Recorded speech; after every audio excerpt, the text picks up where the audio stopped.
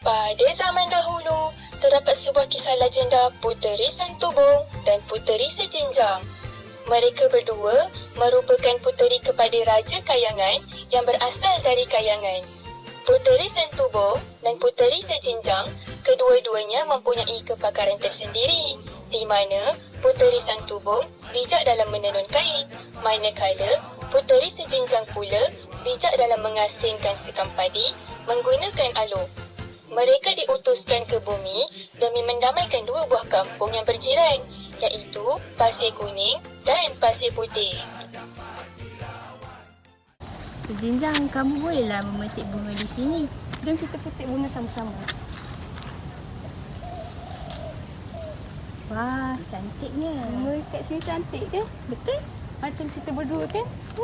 Dan Puteri Sejinjang, Raja Kayangan memanggil kalian berdua datang menghadap baginda sekarang. Baiklah, beta akan ke sana sekarang. Mari Sejinjang. Mari.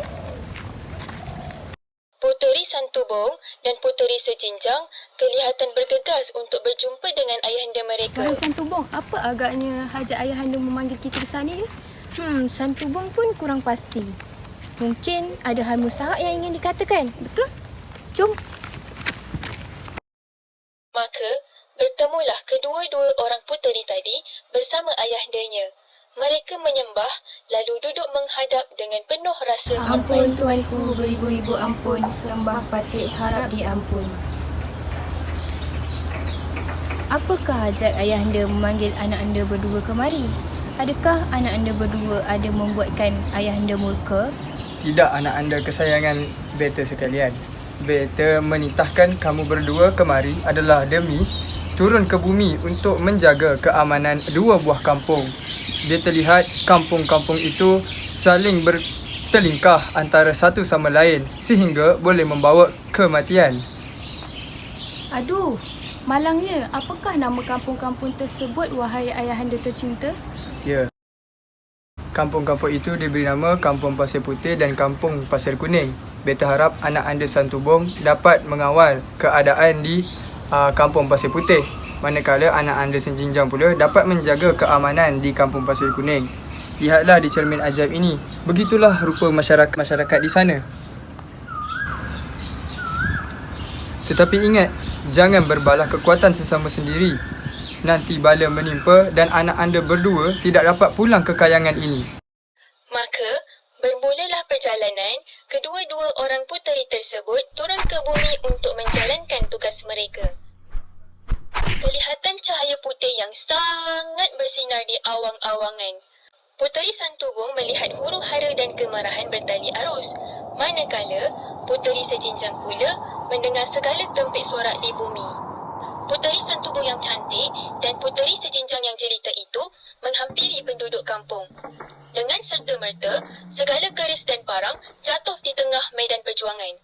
Semua yang handal berperang tiba-tiba tertunduk malu dan penduduk kampung pun pulang ke rumah masing-masing. Sudah puaskah kamu semua bergaduh? Apakah sebab kamu semua saling bertelingkah? Tidak nampakkah sempadan yang menggarisi kampung kalian ini?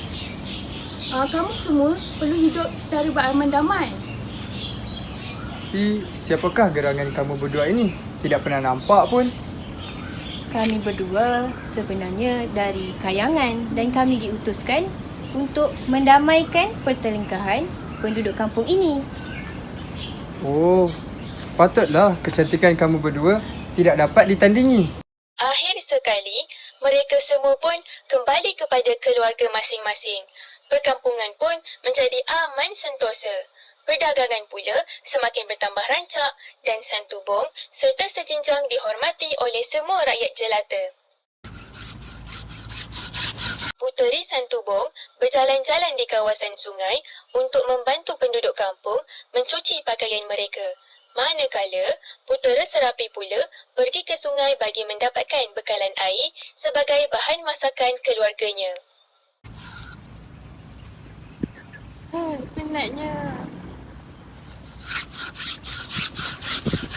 Buat apa itu? Saya sedang membasuh baju Tuan Puteri. Banyak lagi ke yang perlu dibasuh? Ya, banyak lagi.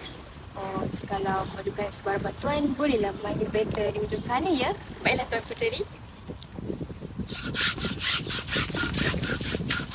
Suasana aman harmoni di kampung berterusan sehingga munculnya seorang putera yang gagah lagi tampan. Pertemuan di antara Puteri Santubong dan Putera Serapi telah mewujudkan bibit-bibit cinta yang mula berkembang.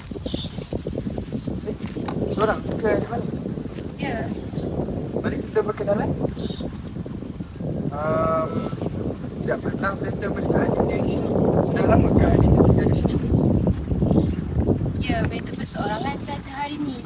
Sepatutnya Adinda better yang menemani better kemari. Tetapi ada hal mustahak yang perlu diuruskan olehnya.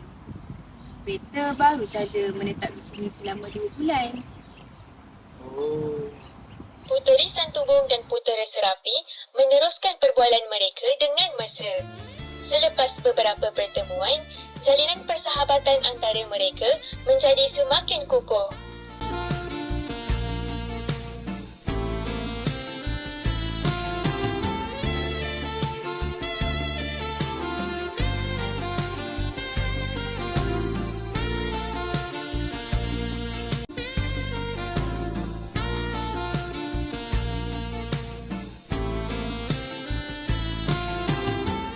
Jenjang sejenjang, Ya.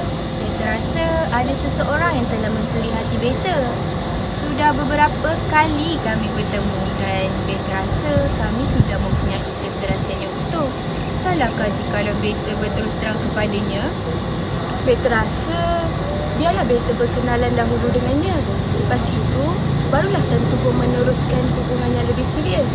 Baiklah, Beta akan memberitahunya dan akan menguruskan pertemuan kamu berdua ya. Baik. Segala luahan hati Santubong telah pun diketahui oleh Sejinjang. Beberapa hari kemudian, Sejinjang pun bertemu dengan Serapi. Selepas melihat penampilan Putera Serapi yang kemas lagi tampan, dia pun telah menaruh perasaan kepadanya. Lalu, Sejinjang pun membuat keputusan untuk menyatakan hasrat cintanya kepada Putera Serapi. Beta rasa sampai di sini sahaja pertemuan kita pada hari ini. Anak tebuan di atas dahan, dekat dengan sarang tempua. Jodoh pertemuan di tangan Tuhan, ada nasib bertemu jua. Sebelum itu, ada hasrat yang Beta ingin sampaikan. Hasrat apa tu Adinda? Jikalau Beta menyatakan rasa cinta Beta, sudikah Keganda menerimanya? Sungguh besar hasrat Adinda. Berilah Beta masa sehari atau 2 hari. Beta janji tidak akan membuat Adinda menunggu lama. Perbualan antara Putera Serapi dan Puteri Sejinjang pun segera bertemu pengakhiran. Sehari selepas itu, Putera Serapi telah pun membuat keputusan untuk menerima Puteri Sejinjang tanpa pengetahuan Puteri Santubong. Saudariku Santubong, ada perkara yang Beta ingin ceritakan kepada Adinda. Sudah berhari-hari lamanya Beta menunggu saat ini. Apalah yang mustahak sangat itu Sejinjang? Cerita sajalah kepada Beta. Beta sudi mendengarnya. Sebenarnya, Beta dengan Putera Serapi telah pun menjalinkan hubungan percintaan sejak beberapa hari yang lalu. Beta harap saudari tidak cemburu dengan hubungan ini. Mengapa saudari sanggup mengkhianati Beta? Bukankah saudari sudah tahu Beta ada hati kepadanya? Beta percayakan Sejinjang. Tetapi Sejinjang telah mengecewakan Beta. Beta pun tidak tahu perkara ini akan terjadi. Janganlah kita bermasam muka disebabkan hal ini. Puteri Santubong pun terus pergi meninggalkan Puteri Sejinjang tanpa berkata apa-apa, lalu melangkah ke Pasir Kuning. Perasaan dikhianati kuat dirasakan olehnya. Tidak kusangka saudari sendiri yang sanggup mengkhianati beta. Dasar pengkhianat. Puteri Santubong tidak dapat mengawal rasa kecewanya lalu menuduh saudara kandungnya pengkhianat di tengah-tengah pesta menuai. Takkan sekali-kali beta memaafkannya sehingga beta mati. Apa yang sedang berlaku antara mereka berdua? Betulkah apa yang kita dengar ni? Sungguh gerun hamba melihat mereka berdua. Hamba harap mereka cepat berbaik semula. Kekecohan yang berlaku di kampung Pasir Kuning telah sampai ke pengetahuan Puteri Sejinjang. Kerja mengasingkan sekam padi terhenti serta-merta. Puteri Sejinjang merasa sangat marah kerana dituduh sebagai pengkhianat. Lalu, Puteri Sejinjang pun pergi ke kampung Pasir Kuning untuk mencari Puteri Santubong dengan membawa aluk. Di manakah Puteri Santubong yang lagak itu? Sungguh berani berkata beta seorang pengkhianat. Woi pengkhianat. Puteri Santubong pun keluar dari rumahnya dan bersemuka dengan Puteri Sejinjang. Berani-berani lagi kau menunjuk muka di sini. Tidak gunanya memiliki rupa paras cantik, tapi sanggup menuduh saudara sendiri sebagai pengkhianat.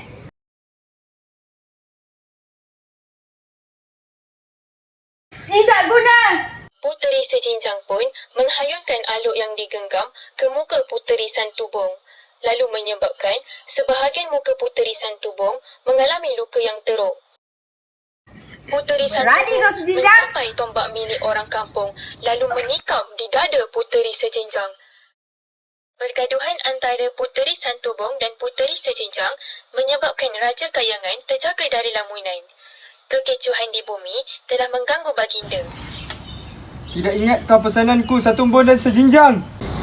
Puteri Santubong tiba-tiba tidak dapat menggerakkan kakinya lagi. Gunung ganang perlahan-lahan menyelubungi dirinya dan darah dari luka Sejinjang tiba-tiba menjadi pulau. Ditakdirkan untuk menjadi raja-raja besar menjaga keamanan di dunia. Puteri Santubong, Puteri Sejinjang, hanya kini tinggal kenangan. Maka berakhirlah kisah legenda Puteri Santubong dan Puteri Sejinjang.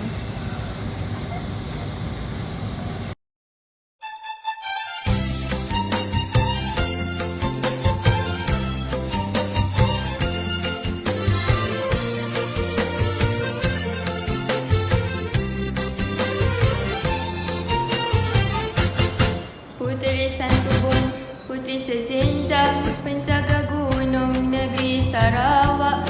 Manisnya si ada dapat dilawan, anak nak dewa turun kayangan. Puteri Santubong, Puteri Sejinjang, penjaga gunung negeri Sarawak. Manisnya si ada dapat dilawan, anak nak dewa turun kayangan.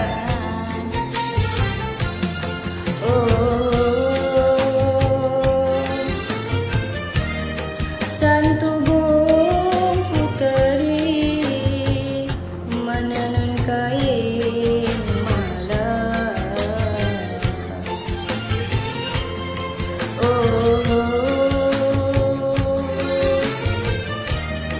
Sejinjang puteri menumbuk padi siang.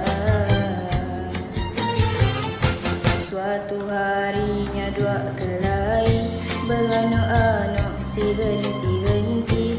Seorang madadi bagus agi, seorang si ngalah walau sampai ke mati. Puteri Santubong, Puteri Sejinjang, penjaga gunung negeri Sarawak. Manisnya si ada dapat dilawan, anak dak dewa turun kayangan. Puteri Santubong, Puteri Sejinjang, penjaga gunung negeri Sarawak. Manisnya si ada dapat dilawan, anak dak dewa turun kayangan.